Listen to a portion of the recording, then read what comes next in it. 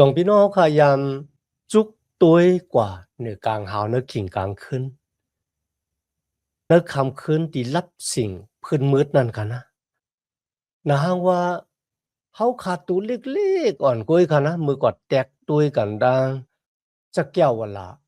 เลือนเหลาวกามีอยู่ในกลางเฮาพุ่นนะก้อยกับพี่น้องเขาขาดจ่องยุ่มค้าว่าผู้ที่ผ่านสร้างเฮ็ดเป็นเลือนเหลาวเนี่ยมันเจ้าลาดต่อเขาข่าวว่า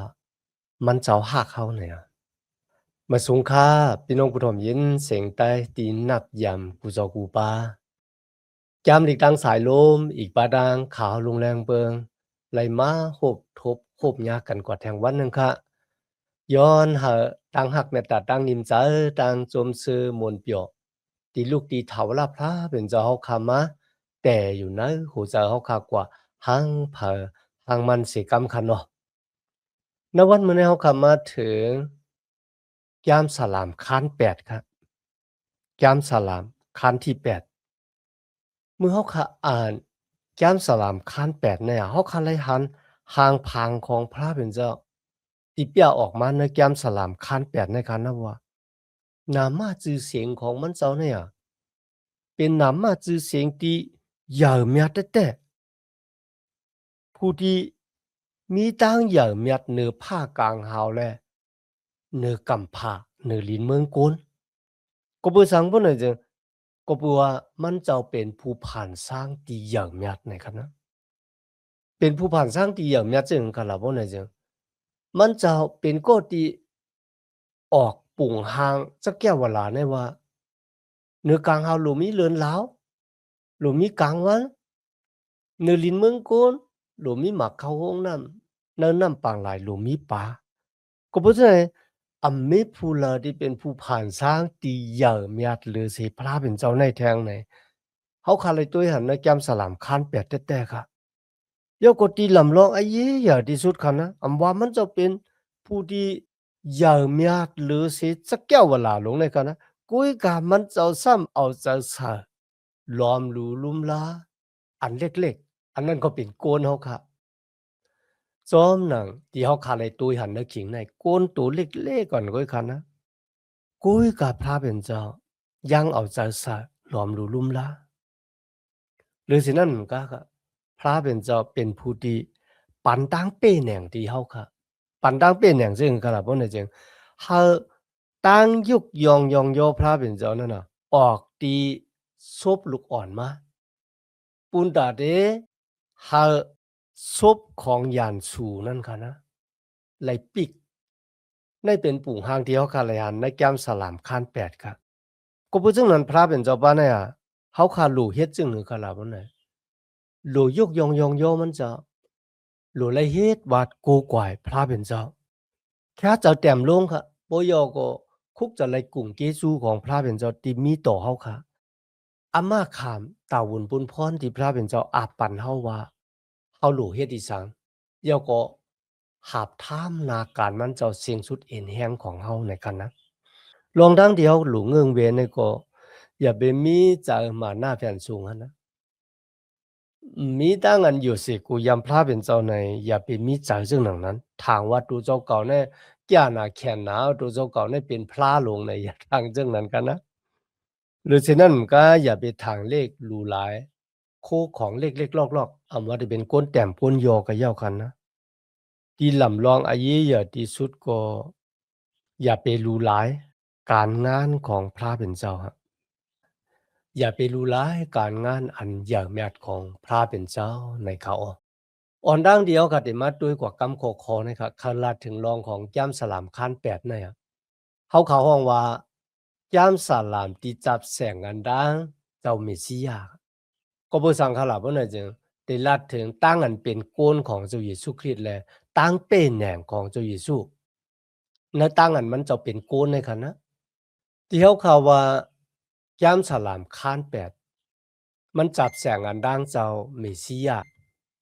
เที่ยวขาลาดว่าแก้มสลามคันแปดมันจับแสงอันดังเจ้าเมสสิยาจึงหนังอยู่ในพี่น้องก็เนื้อคันแปดในคณะ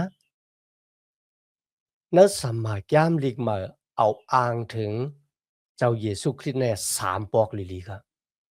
ปอกที่1มีไว้ในสมัยย่ำลิกมัดแท้คาน21ข้อ16ค่ะเมื่อเจ้าเยซูตึกค่ะขี่ม้าลีเข้ากันนะวิ่งเยรูซาเล็มกันนะโกนดังหลายอีกว่าดังหลอนป้าค่ะนะป้ากันฮ้องว่าโฮซานาโฮซานาโฮซานาตีลูกของดาวิดปะโลเฮกอีกบ้าดังเสียหมอกย้ำธรรมะดังหลายกันนะลาติเจ้าเยซูว่าสุ่มได้ยินฮะว่าเปิ้นว่าหือเนี่ยเจ้าเยซูลาว่าสุ่มยามได้ยินฮะพระเป็นเจ้าตีเฮ็ดเธอตั้งยุกยงยงโยอันเจ็ดอันมานออกตีซบลูกอ่อนมาอันนั้นมีไว้นะยามสลามคาน8นะครับปกที่2ซ้ำมีไว้นะ1โกรินธ์คาน15ข้อ27คันนะที่ในสลาบ่รู้เลยแต้มถึงพี่น้องเมืองโกรินธ์ว่าก็เปิ้นพระเป็นเจ้าไล่คูบเอากูสำกูเปิงแน่ลงไว้เตอผ่าตีนของเจ้าคริสต์ในก็มีไว้นะแก้มสลามคาน8ข้อ6ค่ะนะปอกที่3ซ้ำเป็นในเหบเลคาน2ข้อที่5ถึง8ข้อที่5ถึง8ครับที่ในสำหรับถึงโกนเป็นพลาติพระเป็นเจ้าคุกเจ้าไล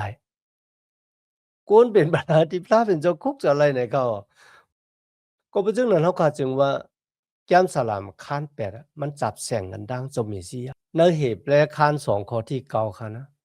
โกยกาเฮาหันเจ้าเยซูผู้ตีพระเป็นเจ้าเฮามันเจ้าแต้มเสตมานกลางเฮาสู่เก็บกำหนึ่งนะครับมีไว้ในแก้มสลามคาน8ในคันนะมันปองว่าแก้มสลามคาน8เนี่ยมันเป็นความอันฮอทะความประลอแพทย์ในคันแหละ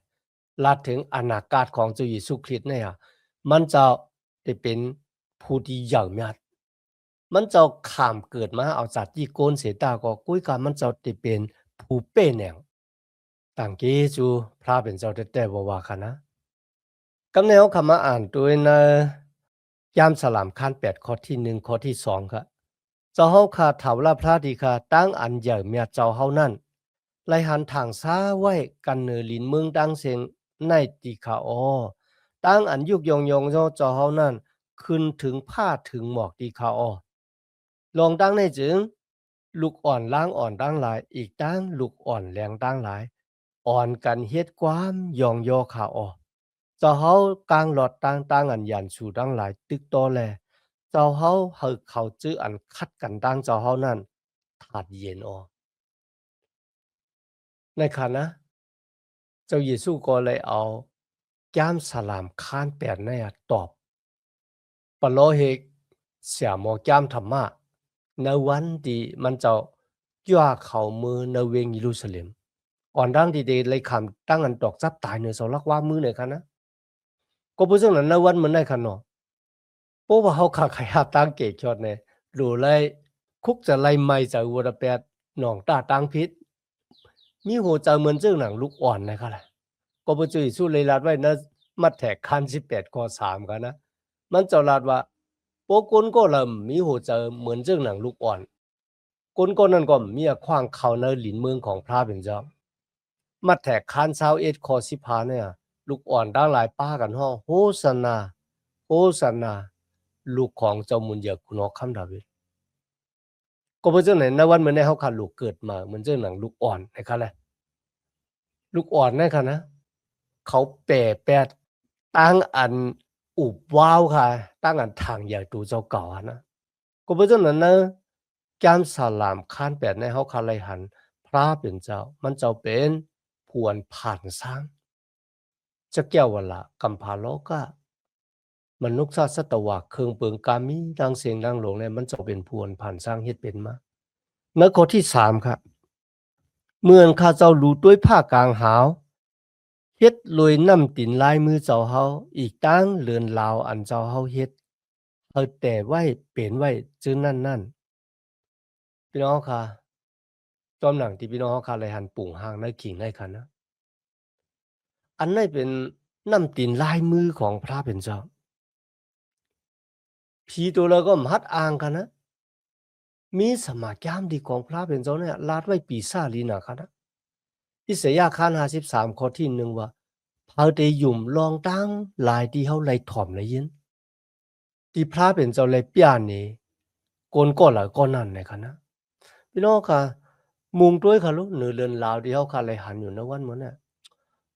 มันหนาว่ามันลึกลำนาเลยเสกลยิงต่อสือพาคนนุงตั้งไว้นะกะล่ะเมื่อกูบอกในกลยิงคารุเนาะที่เป็นก็ติดต่อสือพาคนนุงตั้งไว้กันนะเฮาคาล้อมด้วยกว่าเนื้อสักแก้วว่าล่ะโลมันมีที่สุดที่เสียงบ่ถึงขิงกลางคืนกันนะพี่น้องเลื่อนออกมาในรับสิ่งผู้มืดได้เลยหันลาวเต็มกว่าเนื้อต้องผ้าลงพุ่นน่ะลิอามน่ะคะนะอันนั้นเป็นตั้งอันพระเป็นจะเป็นผู้ผ่านสร้างเฮ็ดเป็นมาเฮาคำตับโลก็ไว้เลื่อนลาวทั้งหลายกลางวันก็มตับโลไว้เครื่องเปิงกามินเหนือลินเมืองโกนก็มตับโลไว้เฮาคันโลไว้ผู้ที่ผ่านสร้างเฮ็ดเป็นเครื่องเปิงกามิเฮาคันโลเฮ็ดวัดกูก่อยมันเจ้าก็ปือมันเจ้านั่นน่ะเป็นเจ้าพระเจ็ดเจ้าพระมาร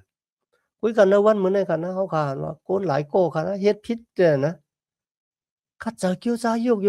อตู่เจ้าเก่าก็เหมือนกันนะยกยองปิ่งหญ้าของโกนหนังกันว่าก็ในเลยฮบทบดังออกอย่างก็นั่นเลยฮบทบดังออกอย่างพี่น้องครับพระเป็นเจ้าผู้ที่ผ่านสร้างเฮ็ดเป็นเฮามาย่อก็ปันสีว่าอาสากแลปันสติปิ่งหญ้าปันล้มถ้วยจะเข้าถ้วยจะออกที่เฮาเนี่ยโกนกึ่งเถือกกึ่งตานที่ได้ยุกยองพระเป็นเจ้าสัมมายุกยองโกนหนังกันก็เหมือนกันเฮ็ดหุ่นห่างช้างทู่ขุนผีขุนสงป้ากันคุบหมกไว้ต่างผู้ที่ผ่านสร้างเฮ็ดเป็นเฮามาหรือจะเลือกแต่คันนั้นต่างเกสุพระเป็นเจ้าคันนั้นพระเป็นเจ้าว่าโกนเฮาขาในก็เป็นกฎที่ลำลองมีกาขันในสายตาของพระเป็นเจ้ามีเรื่องกันล่ะนะ2เฮงปีปลายที่ป่นมาเนี่ยเจ้าเยซูเลยจ้าลงมาในกำผาโลกะที่มันเจ้าผ่านสร้างเฮ็ดเป็นมาตายในเสาลักว่ามือปูนดาเดลาดนี่โกนโลกะให้โกนโลกะฮู้ว่ามันเจ้าฮักเขากุยกันมันเจ้าเลยเกะชอดเอาเฮาเลยตั้งฮักมันเจ้าเกะชอดเอาเฮาค่ะเลยกุ่งเกจูของมันเจ้าก็เบิ่เฮาคันเป็นก็ที่มีกามีขันเปงโปปุนดาเดเลยครับตั้งเกะชอดเฮาเลยครับตั้งเกะชอดเลยกุ่งเกจูของพระเป็นเจ้าในข้อที่5ค่ะเจ้าเฮาแค่มันแต้มสิตูเจ้าเฮาอีกหนึ่งที่เขา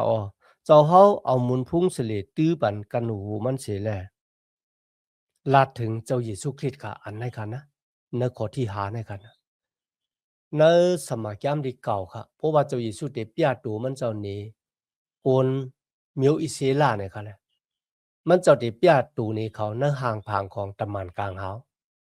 กุยกะตีเวงเป็นเลเหมเนี่ยเจ้าเยซูเลยเปียตัวมันเจ้านี้คนมิวอิสราเอลในห่างผางของลูกอ่อนแรงที่หมอจอยแถมตัวเจ้าเก่าหลูเลยมีแม่ตีลุมลามันอันนี้เป็นพระเป็นเจ้าข้าเจ้าเยซูเนี่ยแต้มหรือเสตะหมานกลางเฮามันเจ้าจูเก็บกำหนึ่งกันนะในข้อที่6ค่ะเจ้าเฮายองต่างให้มันเลยอุบเปิงเครื่องเปิงอันเจ้าเฮาผ่านสร้างไว้กามีดังเสียงดังหลงเจอเขานะมือลัดถึงโกนค่ะเนาะพระเป็นเจ้าผ่านสร้างให้เป็นอาดัมเอวายก็ปันอานาตันโคให้อุบเปิงกำผาโลกะจะเกี่ยววะละกามีดังเสียงดังหลงอุบเปิงน้ำตีนลายมือพระเป็นเจ้าเนี่ยก็แหละกุ้ยกะโกนเลยตกซุมมือกอดถอมเอาความสาดานมานะก็เป็นเรื่องหนังไหนที่ไหนคะนะโกนตีไลอุเปิงพองงำแทงปอกหนึ่งก็มือเจ้าเยซูคริสต์ย่อมาปอกที่2พระเป็นเจ้าตีให้กูสำกูเปิงเนี่ยอยู่ใต้ผ่าดินของเจ้าเยซูคริสต์กำแนวขาดตัวแทงจำสลามคัน8ข้อที่7ที่8ค่ะนะเขาป้าจ้าเจมโซวูตั้งตูเถินละอีกตั้งนกละปลาละตั้งตูอันมีเนื้อน้ำปางหลายตั้งหลายเขาขัดตังกี้จูพระเป็นเจ้าเด็ดพระเป็นเจ้าผ่านสร้างกูสังกูเปิงสัตว์ลิกสารตีอยู่ในเถินในลอยนกตีบินอยู่เหนือต้องผ้ากุ้งหอยปูปลาตีลุยอยู่ในน้ำสมุกตะละพระเป็นเจ้าผ่านสร้างให้เป็นมันหรือฉะนั้นก็พระเป็นเจ้าผ่านสร้างให้เป็นเฮาค่ะคาเลยตั้งพี่น้องเฮาอีกว่าดังคนดังกับบาทโลกาหลงในโลมาคัน1ข้อที่20ต่างเกสู่พระเป็นเจ้าค่ะลัดถึง ตั้งอันพระเป็นเจ้าผ่านสร้างเฮ็ดเป็นโกนเฮาคำมีตั้งอันติเกลิดไลกันนะว่าอันมีผู้ผ่านสร้างอันมีพระเป็นเจ้าเฮาจะก็ที่พระเป็นเจ้าผ่านสร้างเฮ็ดเป็นมานั่นแหละมีคนก็ละที่เกลิดนะร้องนั่นแหละแต่เขาพี่น้องค่ะมาอ่านด้วยในสมัยแก้มดิพระเป็นเจ้าค่ะในข้อที่เก่าค่ะนะเจ้าเฮาค่ะเถาละพระดีค่ะตั้งอันใหญ่เมียเจ้าเฮานั่นไล่หันทางช้าไว้กันเนอลินเมืองตั้งเสียงในตีค่ะโอ้ต่างกี้สู่พระเป็นเจ้าวันหนึ่งค่ะนะนามาจือเสียงจือสู้เนี่ยค่ะตีใหญ่ขึ้นสูงขึ้นเนื้อกูสำกูเปิงเนื้อกำผาล้อกาลงนะนามาจือเสียงมันเจ้าค่ะนะเมื่อเขาก็อ่านในโรมาคาน8ข้อ22อะเนาะเครื่องเปิงโลกากามีเนี่ยเปิดตั้งเกกชอดเขาว่าข้างขี่ข้างปานเขาป่นรอดเสตั้งตุกค่าขันใจที่ปอเป็นมาในเขาก็เพราะฉะนั้นครับในวันเหมือนในกันนะพระเป็นเจ้าผู้ใหญ่แม้และสูงสุดเนี่ยมันเจ้าใหญ่แม้เนื้อผ้ากลางหาไว้เหมือนกันเนื้อลิ้นมือโกนกามีดังเสียงดังหลงมันเจ้าเป็นผู้ที่กึ่งเถอกึ่งดานที่ได้เลยขานตั้งอันโกนเฮาค่ะยุกยองยองย่อที่มันเจ้าตาเสียมถาดครับใน2โครินธ์คัน3ข้อ18ลองในก็ได้ลัดถึงตั้งอันเฮาค่ะเป็นลูกล่างพระเป็นเจ้าเฮาได้มีมุนสเลนำมาในจุดตาสักตานของเฮาหรือฉะนั้นก็เฮาค่ะเป็นลูกของพระเป็นเจ้าในคณะวันหนึ่งในคณะเมื่อจุยสุกี่วมาเนี่ยเฮาค่ะก็ได้ไลเป็นเหมือนเจ้าหนังเจ้าเยซูคริสต์1โยฮันคัน3ข้อที่2เขาอันนี้เป็นตั้งอันมุงทามองทาอันใหญ่เมียดปุนดันลูกของพระเป็นเจ้าครับมีดังนั้นต่างเกจูพระเป็นเจ้าอย่างนะในวันเหมือนในกันนะที่เขาคำมาเห็นจามลีกว่าจอมกันตัวบทถึงไอ้ขิงเขาขาดสุดกันเนาะย้อนหาตั้งหักเมตตาตั้งนินจาตั้งสมซื้อมนเปียวตีลูกตีเถาละพระเป็นเจ้าเขาคำมาแต่อยู่นั้นหัวเจ้าเขาคากว่าหังเผาหังมันเสกำคามาสุงคา